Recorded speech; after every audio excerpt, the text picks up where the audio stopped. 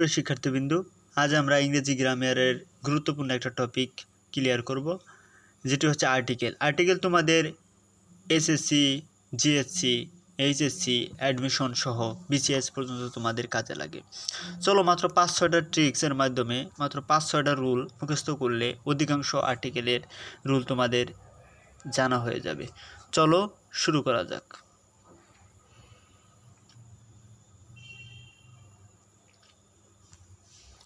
দেখো, এখানে রুল নম্বর 1-এ বলা হয়েছে যে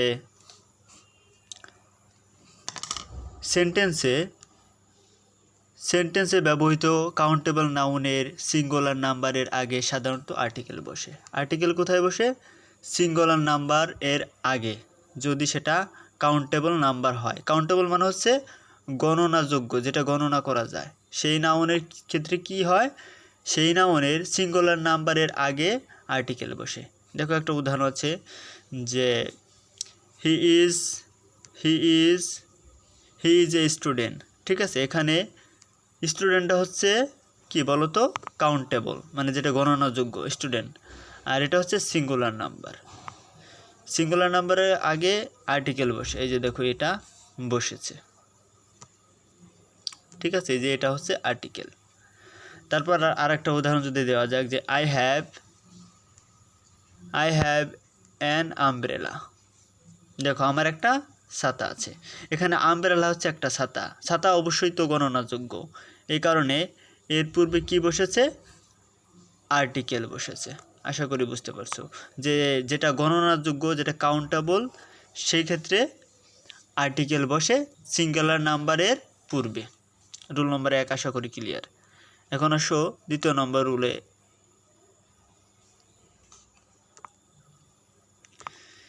রুল নম্বর 2, নাউনের আগে যদি অ্যাডজেক্টিভ থাকে, তাহলে আর্টিকেল নাউনের আগে না বসে অ্যাডজেক্টিভের আগে বসে। দেখো, তোমাকে একটা কথা মাথায় রাখতে হবে যে এখানে বলা হয়েছে অ্যাডজেক্টিভ। এই যে অ্যাডজেক্টিভের কথা বলা হয়েছে, যদি নাউনের আগে, সেটা হতে হবে অবশ্যই নাউনের আগে। তাহলে আর্টিকেলটা কি হয়? অ্যাডজেক্টিভের আগে বসে। দেখো, এটা হচ্ছে নাউন, বয়টা হচ্ছে নাউন, আর এটা হচ্ছে গুড হচ্ছে অ্যাডজেক্টিভ। ঠিক আছে, নাউনের দোষ গুণ বোঝাইলে সেটা অ্যাডজেক্টিভ হয়। গুড ভালোকে নির্দেশ করছে। আর এই যে রয়েছে তোমার আর্টিকেল। ঠিক আছে, এ। এখন দেখো, এই যে নাউনের আগে কি বসেছে? অ্যাডজেক্টিভ। নাউনের আগে যদি অ্যাডজেক্টিভ বসে, তাহলে আর্টিকেল কোথায় বসে? ওই অ্যাডজেক্টিভের পূর্বে বসে। ঠিক আছে, এখন আর একটা উদাহরণ দেখো যে he is an honest man. দেখো, এখানে ম্যানটা হচ্ছে নাউন। ঠিক আছে, আর অনেস্টটা হচ্ছে অ্যাডজেক্টিভ, কারণ সে নাউনের দোষগুণ বোঝাইছে। এখন দেখো, যদি নাউন থাকে, নাউনের পূর্বে যদি অ্যাডজেক্টিভ থাকে, সেক্ষেত্রে এই অ্যাডজেক্টিভের পূর্বে আর্টিকেল বসতে পারে। ঠিক আছে, তাহলে আমরা কি বুঝলাম? তাহলে আমরা বুঝলাম যে আর্টিকেল আসলে অ্যাডজেক্টিভের পূর্বেও বসে। কোন ক্ষেত্রে বসে? যে ক্ষেত্রে নাউনের পূর্বে অ্যাডজেক্টিভ থাকে, সেক্ষেত্রে। আশা করি রুল নম্বর 2 ক্লিয়ার। এবার আসো আমরা রুল নম্বর 3-এ চলে যাই। রুল নম্বর 3-এ বলা হয়েছে যে নাউনের আগে যদি অ্যাডজেক্টিভ থাকে, নাউনের আগে যদি অ্যাডজেক্টিভ এবং অ্যাডজেক্টিভের আগে যদি অ্যাডভার্ব থাকে, তাহলে আর্টিকেল বসে। দেখো, এখানে দেখো 3টা অপশনকে বলা হয়েছে। ঠিক আছে, একটা হচ্ছে অ্যাডজেক্টিভ, আর একটা হচ্ছে এই অ্যাডজেক্টিভের আগে অ্যাডভার্ব যদি থাকে, তাহলে আর্টিকেল বসে অ্যাডভার্বের পূর্বে। আমরা সারা জীবন জেনে আসছি যে আর্টিকেল সবসময় নাউনের পূর্বে বসে, কিন্তু এখন আমরা দেখছি আর্টিকেল অ্যাডভার্বের পূর্বেও বসতে পারে। ঠিক আছে, অ্যাডভার্বের পূর্বেও বসতে পারে। সেটা কেমনে? এবার আসো উদাহরণ দেখা যাক যে he is a very good boy. এখানে বয়টা হচ্ছে নাউন, ঠিক আছে, আর গুডটা হচ্ছে কি, গুডটা হচ্ছে অ্যাডজেক্টিভ, আর ভেরিটা হচ্ছে কি অ্যাডভার্ব। দেখো যখন পরপর তিনটে অপশন থাকবে, অ্যাডভার্ব, এই বয়ের পূর্বে থাকবে অ্যাডজেক্টিভ, এবং অ্যাডজেক্টিভের পূর্বে যদি অ্যাডভার্ব থাকে তাহলে তার পূর্বে আর্টিকেল বসে। ঠিক আছে, আশা করি এই 3 নম্বর রুলটা ক্লিয়ার। কারণ এখানে তিনটা অপশনের কথা বলা হয়েছে, একটা হচ্ছে নাউন, অ্যাডজেক্টিভ, অ্যাডভার্ব। তাহলে আমরা বুঝলাম যে অ্যাডভার্বের পূর্বে কিভাবে আসলে আর্টিকেল বসে। অ্যাডভার্বের পূর্বে আর্টিকেল বসবে তখনই যখন নাউনের পূর্বে থাকবে অ্যাডজেক্টিভ এবং অ্যাডজেক্টিভের পূর্বে থাকবে অ্যাডভার্ব, সেক্ষেত্রে এই অ্যাডভার্বের পূর্বে আর্টিকেল বসবে।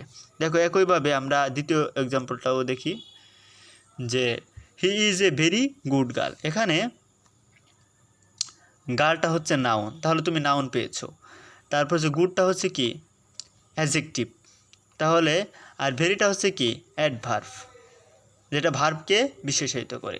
তাহলে দেখো এখানে সিকোয়েন্সে তিনটা অপশন তুমি পেয়ে গেছো। তাহলে এই অ্যাডভার্বের পূর্বে কি হবে, এই অ্যাডভার্বের পূর্বে আর্টিকেল হবে।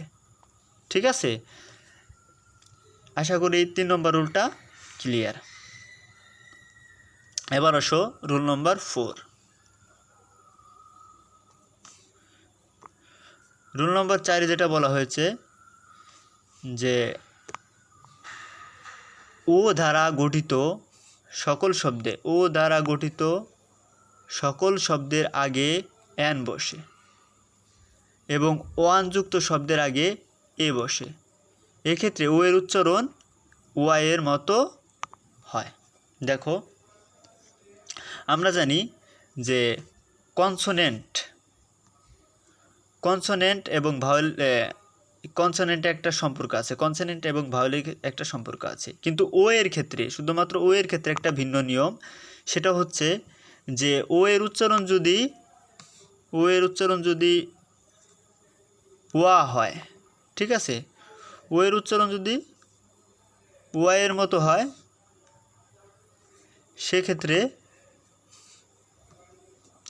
সেক্ষেত্রে যে আর্টিকেলটা হবে সেটা হবে অ্যান। ঠিক আছে, যেমন এই যে দেখো অ্যান অরেঞ্জ, এই যে ওটার উচ্চারণ ওয়ার মতো হয়নি।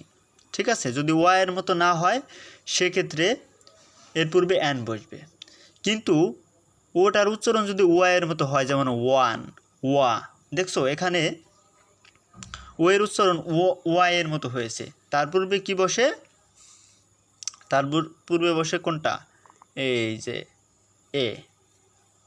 ঠিক আছে, তাহলে আমরা এই রুলটা দ্বারা কি বুঝলাম, যে ও এর উচ্চারণ যদি ওয়াই এর মতো হয় তাহলে আমরা তার পূর্বে অ্যান না দিয়ে এ বসাবো।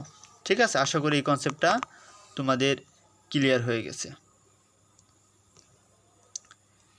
এবার দেখো এই কনসেপ্টটা যদি ক্লিয়ার হয়, কিন্তু ওয়ানের ক্ষেত্রে একটা নিয়ম হচ্ছে, তুমি ওয়াইয়ের উচ্চারণ সাধারণত অন্যান্য ক্ষেত্রে তেমন একটা দেখা যায় না, শুধুমাত্র ওয়ানের ক্ষেত্রে দেখা যায়। ঠিক আছে, এই কারণে তুমি এটা আরও স্পেসিফিকভাবে শনাক্ত করতে পারবে যে ওয়ান থাকলেই তার পূর্বে এ বসবে। এবার আসো রুল নম্বর 5 নম্বর রুলে যেটা বলা হয়েছে যে শব্দের শুরুতে যদি এইচ থাকলে এবং তার উচ্চারণ যদি ওই এইচের মতো হয়, ঠিক আছে, তাহলে ওই শব্দের আগে কি বসে, এ বসে। কিন্তু এই যদি অনুচ্চারিত থাকে তাহলে ওই শব্দের পূর্বে অ্যান বসে। দেখো এই শব্দটা তুমি লক্ষ্য করো, এখানে এ হাউস, একটা ঘরের কথা বলা হয়েছে হাউস, এইচের যে উচ্চারণ সেটা আশা করি এখানে সরাসরি উচ্চারিত হয়েছে এইচের উচ্চারণ। ঠিক আছে, হয়ের মতো হয়ে গেছে এইচের উচ্চারণ, এ কারণে এই ক্ষেত্রে হবে এ। ঠিক আছে, এবার দেখো এক্ষেত্রে এটা হয়েছে। এবার দেখো এইচের উচ্চারণ যদি এইচের মতো উচ্চারণ না হয়, যেমন আওয়ার, এই যে এখানে বলা হয়েছে আওয়ার, ঠিক আছে। আওয়ারে কিন্তু এইচের উচ্চারণ এইচের মতো হয় নাই, আওয়ার ওয়ের মতো উচ্চারণ হচ্ছে সিম্পল, এইচের বাইরে, সেক্ষেত্রে কি হবে, অ্যান হবে। আশা করি বুঝতে পারছো যে এইচের উচ্চারণ যদি উচ্চারিত হয় সেক্ষেত্রে এ হবে, আর এই যদি উচ্চারিত না হয় কোনো একটা শব্দে সেক্ষেত্রে অ্যান হবে। আশা করি এটা ক্লিয়ার। এবার 6 নম্বর যে রুলটা রয়েছে, 6 নম্বর রুলে বলা হয়েছে যে সংক্ষিপ্ত শব্দের প্রথম অক্ষর ভাওয়েলের মতো উচ্চারিত হলে অ্যান বসে, এবং কনসোনেন্টের মতো উচ্চারিত হলে এ বসে।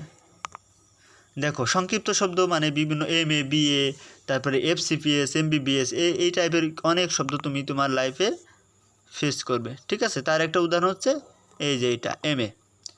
সংক্ষিপ্ত শব্দের MA, দেখো এই যেটা এ বর্ণটা আছে সেটা কিন্তু এ বা ভাওয়েলের মতো উচ্চারণ হয়েছে, ঠিক আছে। এক্ষেত্রে আমরা কি দেব, এক্ষেত্রে আমরা অ্যান দেব। যদিও এখানে প্রথম অক্ষর এমটা উচ্চারণ করতে প্রথমে এটা উচ্চারণ করতে হয়, এই দেখো এ আর হচ্ছে এম মিলে উচ্চারিত হয় হচ্ছে তোমার এম। এই যে এটার কারণে এর পূর্বে অ্যান বসবে, এই যেটা এখানে বসেছে। দেখো বিয়ে, পরেরটা দেখো,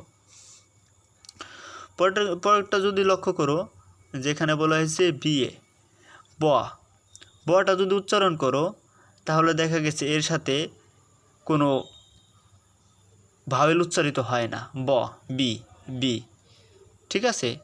এ কারণে BA এর পূর্বে এ বসেছে।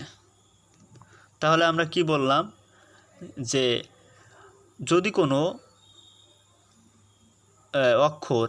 কোনো সংক্ষিপ্ত অক্ষর থাকে, সংক্ষিপ্ত শব্দের প্রথম অক্ষর যদি ভাওয়েলের মতো উচ্চারিত হয় সেক্ষেত্রে অ্যান বসবে, আর যদি ভাওয়েলের মতো উচ্চারিত না হয় সেক্ষেত্রে এ বসবে। আশা করি এটাও ক্লিয়ার হয়ে গেছে। এবার দেখো এই আর্টিকেল যদি শিখো তাহলে তোমরা বিশ্বব্যাপী তোমরা ইংরেজি বুঝতে পারবে, এবং বিশ্বের মানুষের সাথে তোমরা খুব সহজেই কমিউনিকেশন করতে পারবে। অ্যাক্সেস গ্লোবাল মানে তুমি যে কোনো বিশ্বের যে কোনো প্রান্তের মানুষের সাথে যোগাযোগের অ্যাক্সেসটা তুমি পেয়ে যাবে এবং সহজে বুঝতে পারবে আসলে কোনটা কাউন্টেবল হবে কোনটা নন কাউন্টেবল হবে, ঠিক আছে। তারপর দেখো যে ইজি টু কমিউনিকেট, তুমি সহজেই সবার সাথে যোগাযোগ করতে পারবে, ঠিক আছে। তো এরকম নিত্য নতুন ক্লাস যদি তোমাদের প্রয়োজন হয় তাহলে অবশ্যই কমেন্ট বক্সে কমেন্ট করে জানাবে, ঠিক আছে। দেখা হবে নেক্সট কোনো টিউটোরিয়ালে। ধন্যবাদ।